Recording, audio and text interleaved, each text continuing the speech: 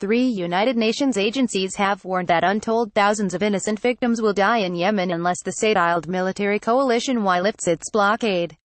Medicines, food and fuel have been prevented from entering the war-torn country through rebel-held ports like Hodeidah, the channel for the vast bulk of imports. Yemen already has 7 million people on the brink of famine, but without the reopening of all ports, that number could grow by 3.2 million, the heads of the World Food Programme, UNICEF and the World Health Organization said in a joint statement. UN leaders appeal for lifting of blockade of Yemen to allow in vital supplies of medicine and food for those trapped in worst humanitarian crisis in the world. https://coke3iahugevapik.twitter.com 9bw1lafoo WFP Media at WFP_Media 16 November 2017. The Saudis, however, blame the crisis on Yemen's Houthi rebels, backed by Iran. They are the ones who are responsible for the starvation by laying sieges on towns and villages and preventing supplies from coming in or going out and randomly shelling those areas, Saudi Arabia's Foreign Minister Adel Al-Jubeir told Reuters in an interview. That's why you have the starvation that's taking place in Yemen, and people need to do a more serious job of holding the Houthis accountable for this.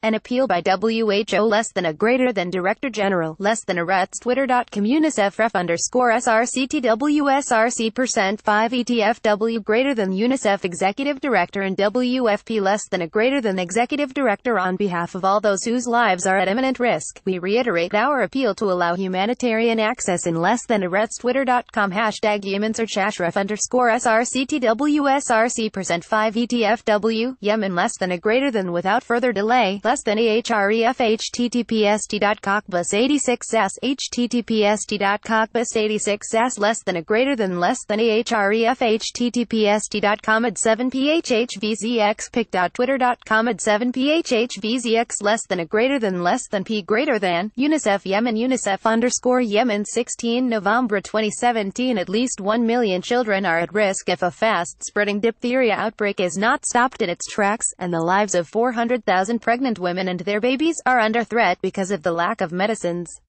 There is also the risk of a renewed flare-up in cholera, which was on the wane after the most explosive outbreak ever recorded, with over 900,000 cases and 2,200 deaths in the past 6 months. The number of new cholera cases has declined for the last 8 weeks, Sharon Varki, UNICEF deputy representative in Yemen, said in a telephone interview from Sana'a on Thursday. The government-controlled port of Aden has reopened and Sana'a Airport is operating for commercial flights, however this is inadequate as needs are so huge, he said.